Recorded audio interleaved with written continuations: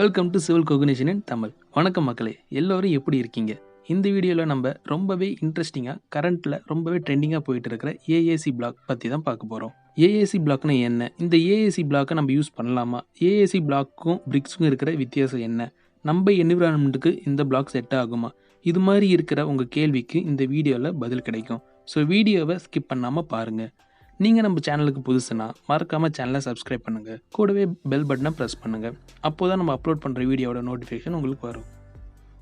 AAC பிளாக்கை பற்றி பார்க்குறதுக்கு முன்னாடி முதல்ல லோட் பியரிங்னா என்ன, ஃப்ரேம்டு ஸ்ட்ரக்சர்னா என்ன, லோட் பியரிங்க்கும் ஃப்ரேம்டு ஸ்ட்ரக்சருக்கும் இருக்கிற வித்தியாசம் என்ன, இதை நம்ம தெரிஞ்சுக்கிட்டால் மட்டும்தான் நம்ம ஏன் ஏஏசி பிளாக்கை பில்டிங்ஸில் பயன்படுத்துகிறங்கிற ஐடியாவும் நம்மளுக்கு கிடைக்கும்.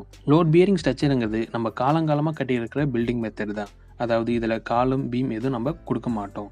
வெறும் எக்ஸிபிஷன் பண்ணி அது மேலே நம்ம சிஆர் ஃபவுண்டேஷன் கொடுத்துட்டு அது மேலே ஒரு பெல்ட் பீம் போட்டுட்டு அது மேலே படிப்படியாக செங்கல் வச்சு பிரிக் ஒர்க் பண்ணிவிடுவோம். அதுக்கு மேலே நம்ம ஸ்லாபை ப்ரொவைட் பண்ணுவோம்.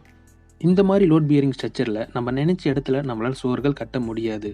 ஏன்னா நம்ம பேஸ்மெண்ட் எங்கே கொடுக்குறோமோ அதுக்கு மேலே மட்டும்தான் இந்த லோட் பியரிங்கில் நம்மளால் சுவர்கள் கட்ட முடியும். இதுவே நம்ம ஒரு G+1 கட்டுறோன்னா, அதாவது ஒரு மாடி பில்டிங் கட்டுறோன்னா கிரவுண்ட் ஃப்ளோர் நம்ம எப்படி கட்டுறோம், அதாவது ரூம் எங்கே கொடுக்குறோம், ரூம் ஷேப், ரூம் சைஸ், இது நம்ம எவ்வளோ கொடுக்குறோமோ அதே போல் தான் நம்ம ஃபஸ்ட் ஃப்ளோரும் கட்ட முடியும். கீழே ஒரு ஷேப்புக்கு ஒரு ரூமோ மேலே ஒரு ஷேப்புக்கு ஒரு ரூமோ நம்மளால் இதை தர முடியாது. ஏன்னா லோட் பியரிங் ஸ்ட்ரக்சரில் சுவர்கள் ரொம்பவே முக்கியமான ஒரு இடத்த பிடிச்சிருக்கு. ஸ்லாப்லேருந்து வர லோட் சுவர்கள் மூலிமா ஃபவுண்டேஷனுக்கு போகுது. அதுக்கப்புறம் ஃபவுண்டேஷன்லேருந்து சாயிலுக்கு அந்த லோட் ட்ரான்ஸ்ஃபர் ஆகுது. ஸோ இதில் சுவர்கள் ஸ்ட்ராங்காக இருக்க வேண்டியது ரொம்பவே முக்கியமான ஒரு விஷயமா இருக்குது. இதுவே ஃப்ரேம்டு ஸ்ட்ரக்சரில் நம்ம எக்ஸிபிஷன் பண்ணிவிட்டு அதில் ஃபூட்டிங் போட்டுட்டு ஃபூட்டிங் மேலே காலம் நீக்க வச்சுட்டு காலத்துலேருந்து பீம் ப்ரொவைட் பண்ணிவிட்டு பீமுக்கு மேலே ஸ்லாபை உட்கார வச்சு ஒரு ஸ்கெலிட்டான் மாதிரி, அதாவது மனிதர்களுக்கு எப்படி முதுகெலும்பு இருக்கோ அது போல் பில்டிங்க்கு இந்த ஃபூட்டிங் காலம் பீம் முதுகெலும்பாக இருக்குது. இந்த ஃப்ரேம்டு ஸ்ட்ரக்சரில் லோடு எப்படி ட்ரான்ஸ்ஃபர் ஆகுதுன்னு பார்க்கலாம். ஸ்லாப்லேருந்து வர லோட் பீம் வழியாக காலத்துக்கு போய் காலத்துலேருந்து ஃபூட்டிங் போய் ஃபூட்டிங்லேருந்து சாயிலுக்கு அந்த லோட் ட்ரான்ஸ்ஃபர் ஆகுது. இதில் வால்ஸ், அதாவது சுவர் எந்த ஒரு வேலையும் செய்யாது.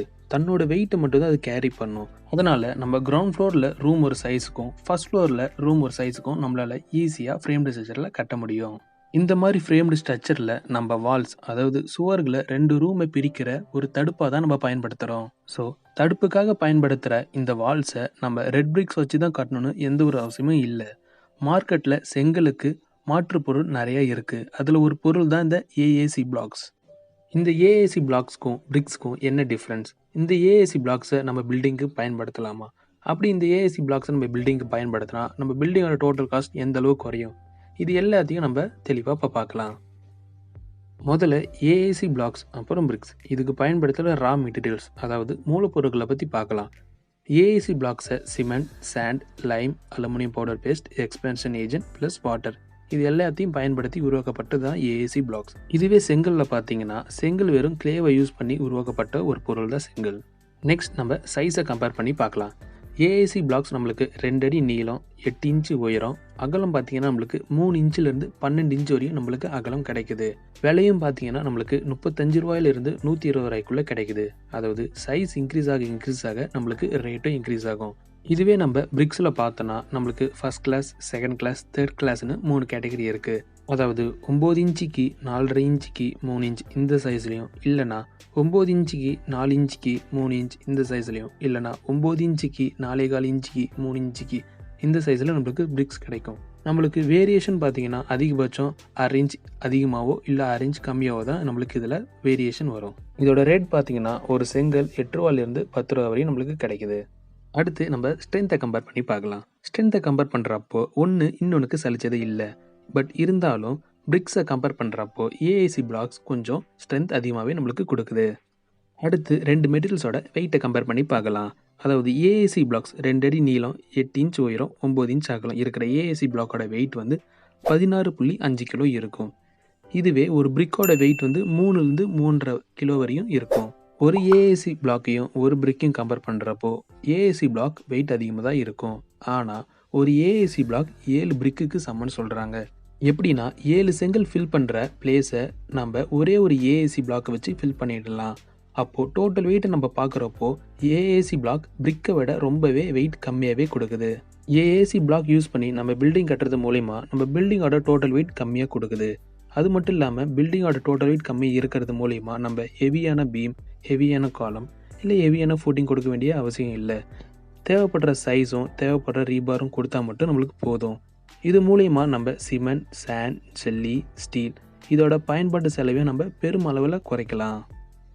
செங்கலை கம்பேர் பண்ணுறப்போ ஏஏசி பிளாக்ஸ் ஹீட்டை நல்லாவே ரெசிஸ்ட் பண்ணுது. ஸோ வீட்டுக்குள்ளே ஒரே அளவு டெம்பரேச்சரை நம்ம ரொம்ப சுலபமாக மெயின்டைன் பண்ணலாம். இதனால் நம்ம ஏசியோட பயன்பாட்டை பெருமளவில் குறைக்கலாம். அடுத்தது material usage and wastage comparison பற்றி பார்க்கலாம். ஆஸ் பர் இந்தியன் ஸ்டாண்டர்ட் படி ஏஏசி பிளாக்ஸில் கலவக்கணம் வெறும் 3-4 mm தான் இருக்கணும். அதாவது ஒரு நூல் அளவு மட்டும்தான் ஏஏசி பிளாக்ஸில் கலவக்கணம் இருக்கணும். இதுவே நம்ம பிரிக்ஸில் பார்த்தோன்னா குறைஞ்சபட்சம் நம்ம 1/2 இன்ச்சாச்சும் கலவக்கணம் கொடுத்தாகணும்.